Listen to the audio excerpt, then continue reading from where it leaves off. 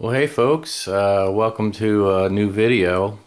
I want to thank everybody for my other videos for the viewers, and I've had a lot of people mostly want to find out about the stereo amplifier I built.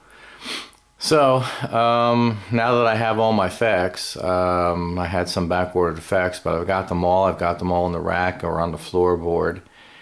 And the rack is in working condition. So I thought I'd explain a little bit about what I did and why. So here we go. Let's pan down.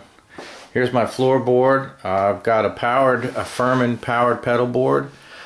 On the pedal board I have an RMC Wheels of Fire wah, Boss tuner, an Analogman mini bicomp, and a Voodoo Labs ground control. I take my guitar signal into the tuner, and then into the compressor, and then into the wah. Then I hit the loops in the powered pedal board, and from there I head into the rack. Over in the rack I have my signal goes straight into the Voodoo Labs GCX Audioswitcher, which is right in between the two drawers of effects. From there, I hit the first loop on the GCX ground control. The GCX has 8 loops. I bought a stereo version of it, which is not a common version. The stereo version has the first 4 loops are mono, and loops 5 through 8 are stereo. And it will require TRS to TS Y cables, as there's only single jacks in each loop. Each loop on this has an input, a send and return for the loop, and an output. So you're going to need the stereo. You're going to need the stereo looping jacks, as well as stereo Y jacks, to be able to hook up any stereo effects you have. But my guitar signal comes from the pedal board, goes into the front end of the GCX, accesses the first loop. In the first loop I have an Ibanez TS808 Tubescreamer that has the Analogman vintage mods. So I return to the first loop, and then I take the output of the first loop and I go into the front end of my amp. Now, I'm using a Boogie Maverick 1x12 that I loaded with Celestion Alnico Gold speaker, and that's my main tone generator. I come out of the back of the effects send and go back into the audio switcher and access the rest of my effects in the various loops. In there I have an H&K Rotosphere Mark II, the stereo version, and down below on the bottom shelf I have 2 Electro-Harmonix Memoryman Deluxe units that I had modified by Analogman as well. I use one for delay and I use one for chorus. I really like the chorus.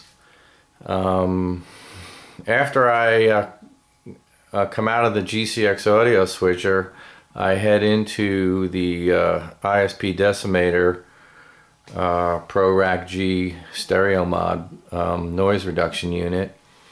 I come out of the noise reduction unit and I hit my Mesa Boogie 5050 power amp. Come out of the power amp and I access these 2 Mesa Boogie Rectifier 1x12 cabinets.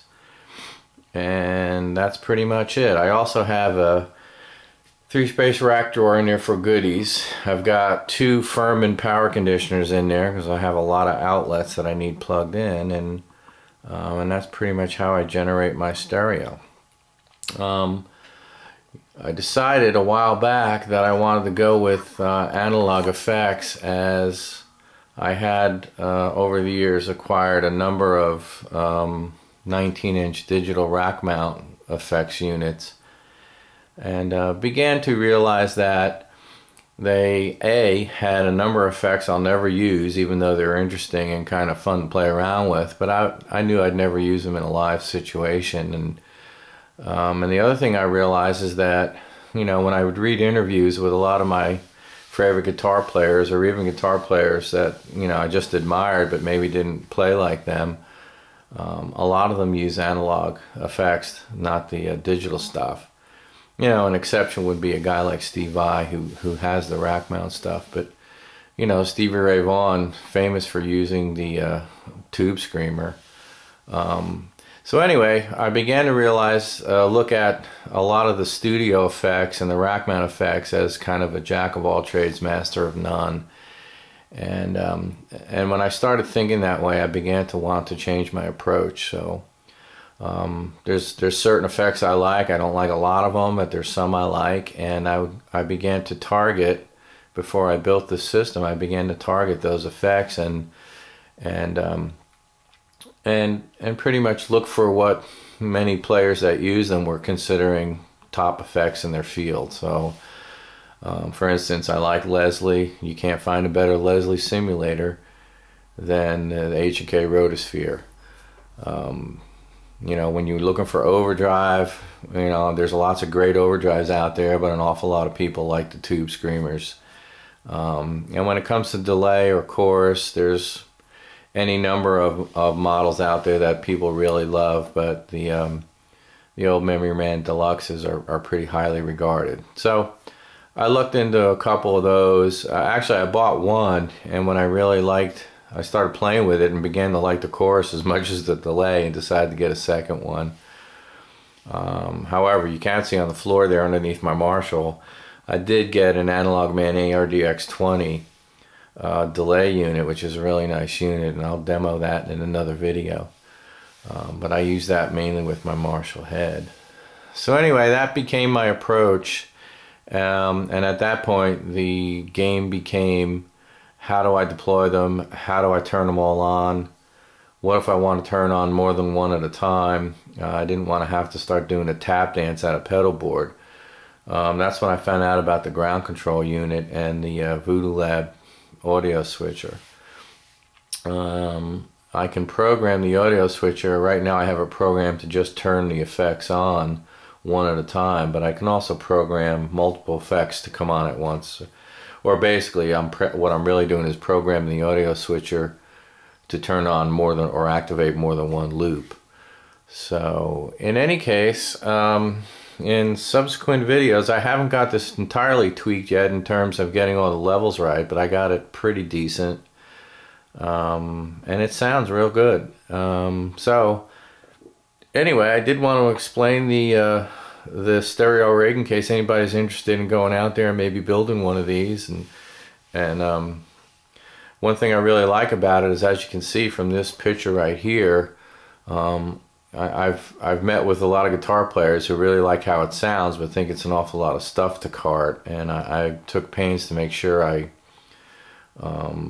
got small compact stuff with the exception of the rack. But you can also see that in terms of stage space, it doesn't take up much more space than a Marshall half stack. So, you know, to me those arguments don't really hold water. And it's plenty loud. I mean, I got a 35 watt combo amp and 50 watts going out through those two 1x12, so it's plenty loud. In any case, I'll be making another video here shortly to demonstrate the various sounds and the capabilities that this system allows me. So anyway, thanks for listening. Come back and listen to my other video. Thanks.